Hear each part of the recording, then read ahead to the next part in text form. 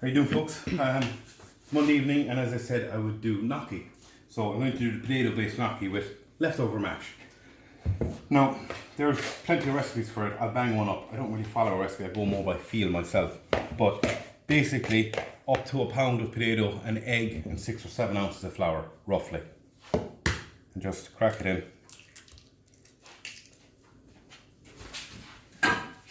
And a pinch of salt. We'll just mix that in. It's almost like you're making a little bit of a pasta dough.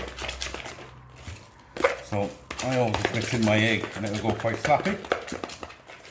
And then I use the flour to bring it back. Now, this is something you could do with the kids because they'll love getting their hands into this. I just literally drop flour on top and then just start putting it in. And you'll see it'll start coming together quite quickly. Keep adding it till you get to form a dough.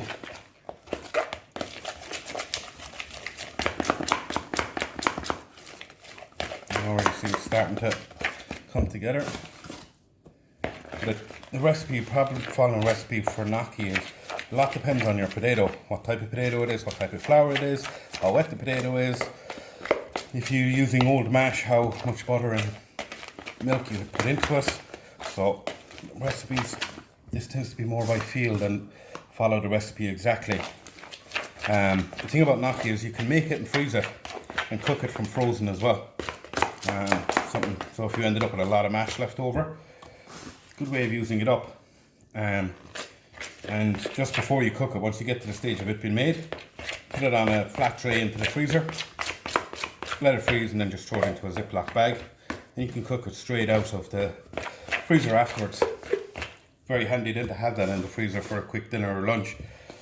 If you're coming home from work, you can just straight out put a pot of boiling water on. So you can see there now you're getting almost dough-like.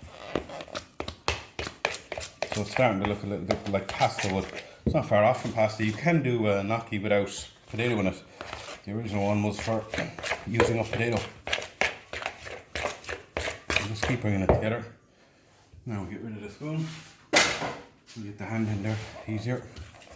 You want to almost knead it like dough for bread. So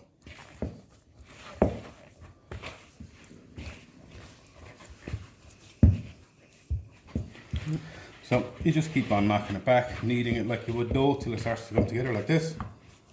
And voila. Now, once it's done that, same as you would for bread or even pasta, put a bit of flour down on your table. Then take out about a lemon size. Just start rolling. Get the kids involved in this, they'll love this. And then there's here. Just roll it out. Voila. Okay.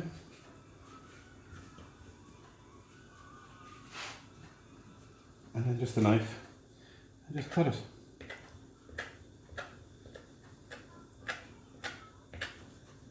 Roughly the same size, like little pillows. There you go.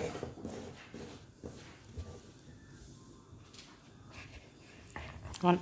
Now, so I've just cut it all up. Pot of boiling water, sea salt, same as you do cooking pasta. A good bit of sea salt into that. Drop that in there. Now, as I said, if you're going to freeze some of it, do it at this stage. Don't cook it. And you can cook it from frozen straight out of the freezer in minutes. So, we'll pick up some, drop them straight into the boiling water, and when they float, they're done. Simple as that. What I'll do is I'll freeze down the rest now. So, I'm going to make a quick sauce for them as well.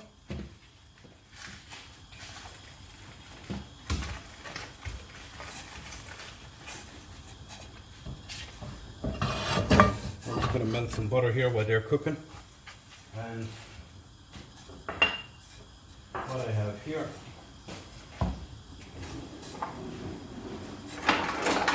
is just some chive and sage. I picked out of the garden. Sage is traditionally served with gnocchi all the time. Goes really, really well with it. Just a rough cut.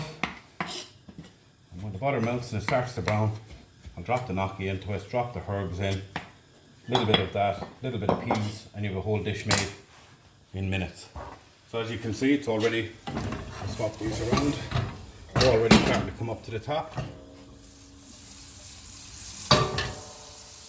They're all but done now. That's how quick they cook. If you're doing them from frozen, obviously they take that a little bit longer. I'll give this a quick run around.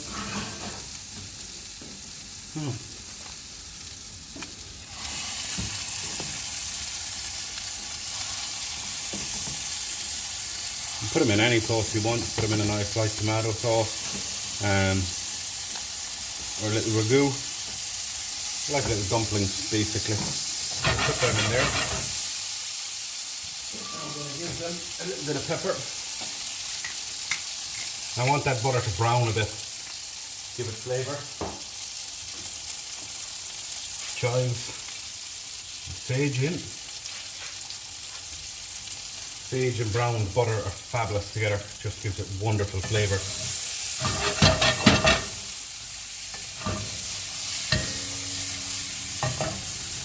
You can see they're already starting to brown that quick. Give it a bit of light. So just soak up all that brown butter. In with the peas. A little bit of spring onion.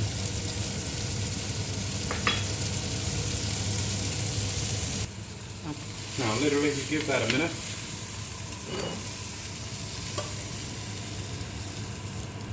There it is. Gnocchi with peas, spring onions and herbs. Literally takes minutes, particularly if your gnocchi is pre-made, which you can freeze. You can finish that with a bit of parmesan. Goes really, really well with gorgonzola actually as well.